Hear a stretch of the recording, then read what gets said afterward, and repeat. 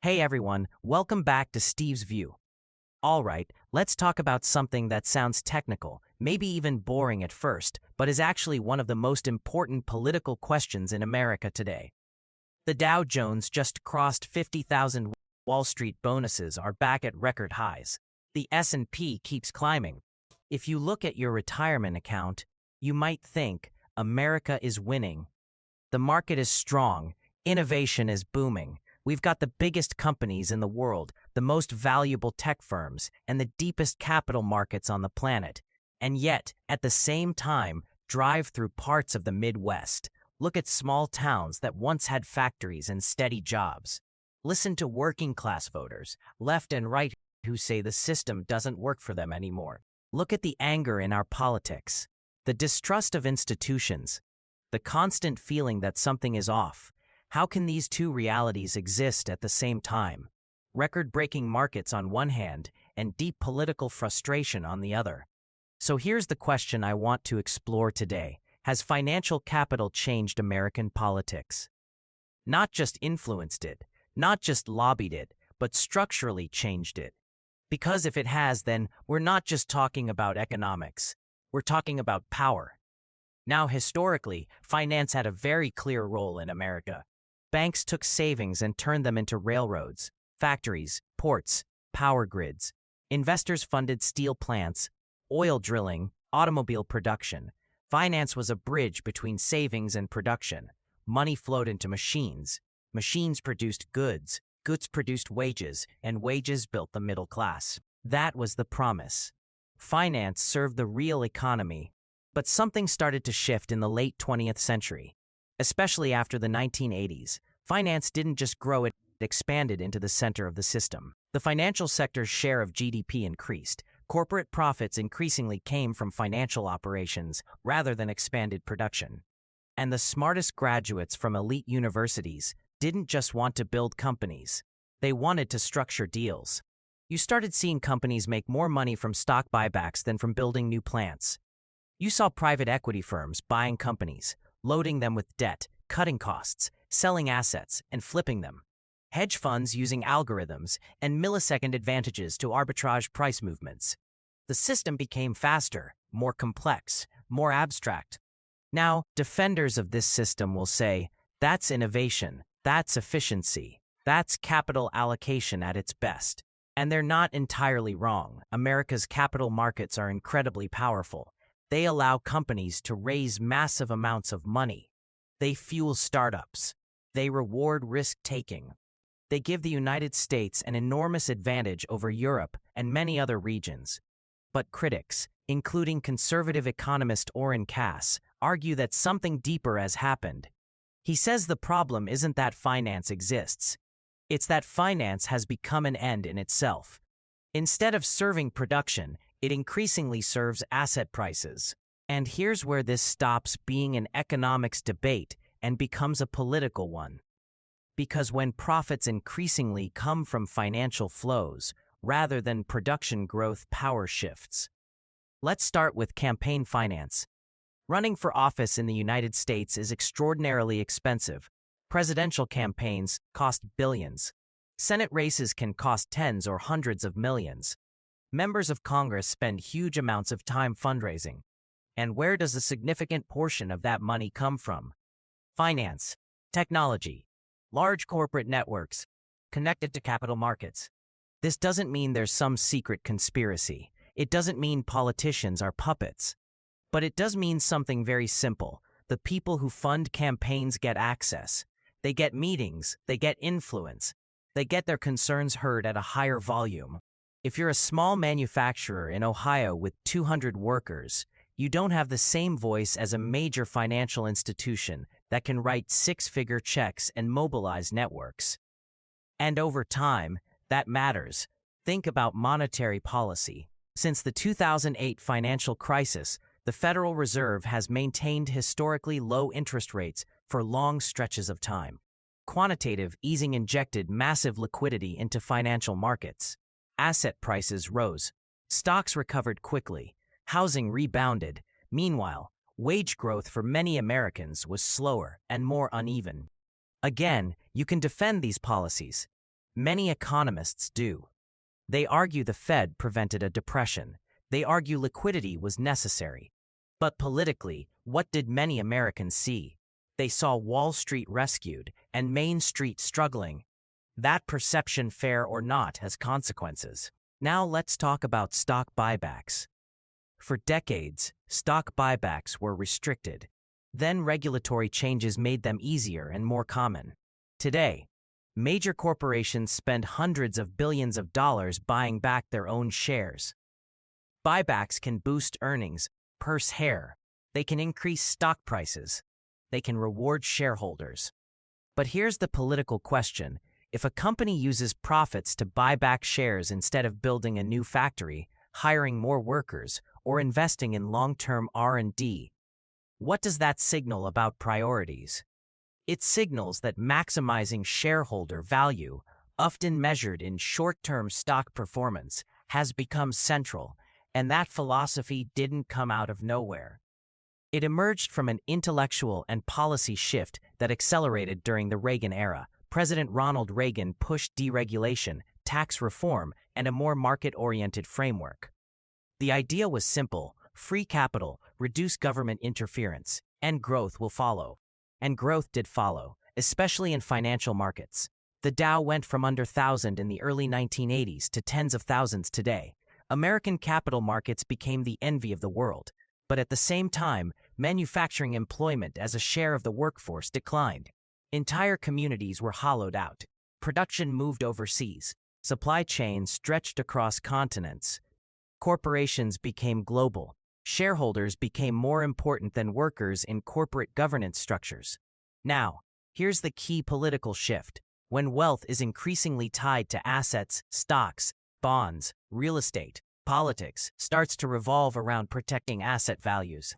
If you own a large portfolio, you care deeply about interest rates, capital gains taxes, financial regulation, trade stability. If you don't own significant assets and rely mainly on wages, your concerns are different. Job security, healthcare costs, local economic stability. Over time, that creates two Americas, an asset America and a wage America. And here's the uncomfortable part. The asset America has more political leverage, not because it's evil, not because it's organized in a secret room, but because assets generate money, and money amplifies voice. This helps explain some of the strange coalitions we've seen in recent decades. Wall Street doesn't belong exclusively to one party. Financial capital has supported establishment Republicans and establishment Democrats. It tends to favor stability, predictability, global integration. It often prefers moderate policy shifts over radical change. Meanwhile, populist movements on both the left and the right tend to criticize financial power. They talk about trade deals, offshoring, corporate consolidation, inequality. They tap into the frustration of wage America. You can see this dynamic in the rise of Donald Trump. You can see it in the rhetoric of Bernie Sanders. Very different ideologies, but a shared skepticism toward globalized financial elites.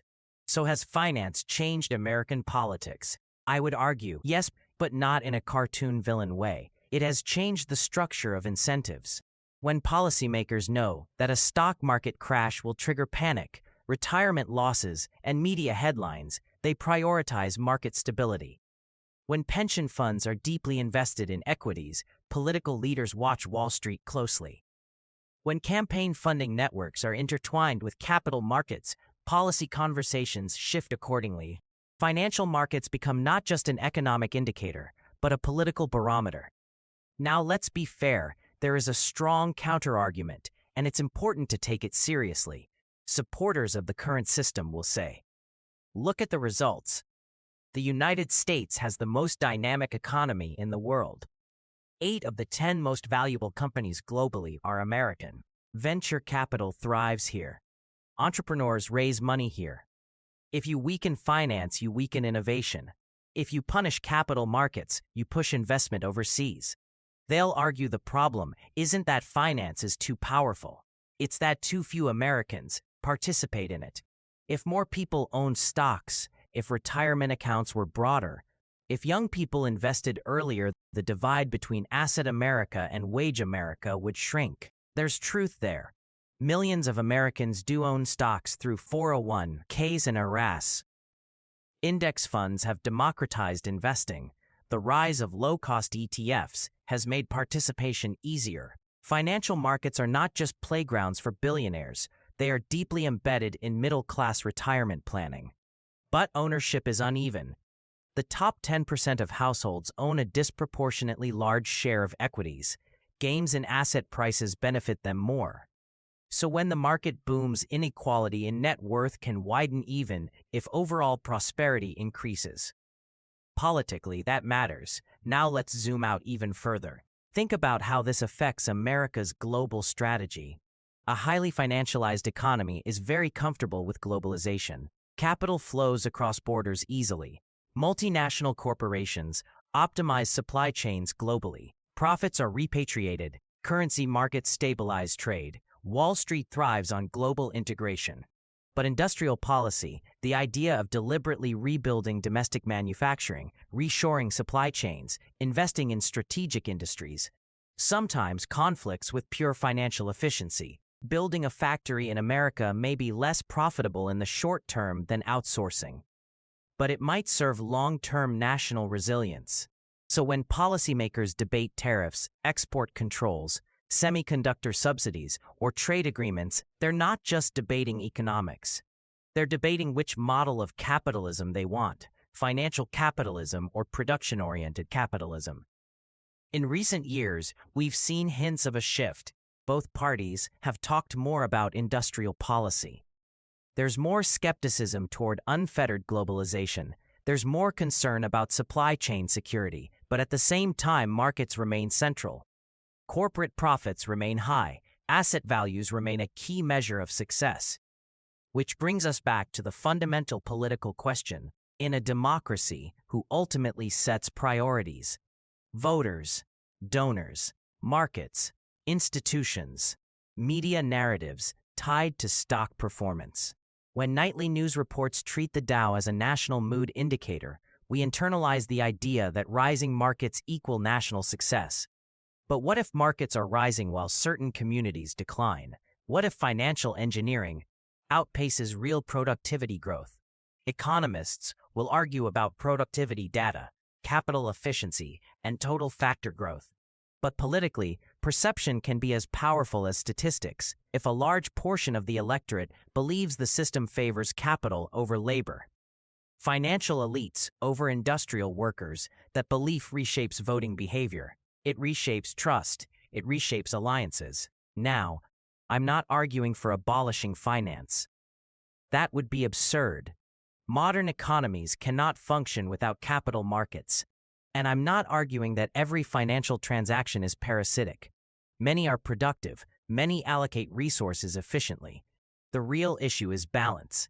Has finance grown so central that it subtly reorients public policy? Has protecting asset prices become a political reflex? Has the definition of economic success narrowed to stock indices and quarterly earnings? And if so, what does that mean for American democracy? Because democracy depends on legitimacy. It depends on citizens believing that the system, even if imperfect, broadly serves the common good. When asset holders thrive and wage earners feel stuck, legitimacy erodes. This is why the debate is intensifying. Some propose financial transaction taxes. Others want to restrict stock buybacks. Some advocate for stronger labor representation in corporate governance. Others argue for expanding stock ownership to more citizens. Still, others push for industrial policy that channels capital towards strategic sectors. Each of these proposals reflects a deeper struggle. Should capital primarily circulate within markets, or should it be steered toward national goals? The United States historically managed to combine markets with production. In the post-war era, finance supported manufacturing expansion. In the late 20th century, finance became more autonomous. In the 21st century, we're now wrestling with the consequences. Maybe the future lies not in dismantling finance, but in reconnecting it to production. Maybe the goal is not to weaken Wall Street, but to ensure that its power aligns with broader national interests. But that requires political will, and political will depends on public pressure, and public pressure depends on understanding. So when you see headlines about record bonuses or new market highs, it's worth asking, what is being measured and what isn't? Are we celebrating the creation of new productive capacity or the appreciation of existing assets? Is capital building something new? And perhaps the most important question of all, when profits come primarily from moving money rather than making things, who ultimately governs, the voters or the markets? That's not an easy question. It doesn't have a simple answer, but it's one of the defining political questions of our time. Because if financial capital has indeed reshaped American politics, then understanding that shift is the first step toward deciding what kind of economic and political system Americans actually want in the decades ahead. And that debate is only just beginning. Thanks for watching.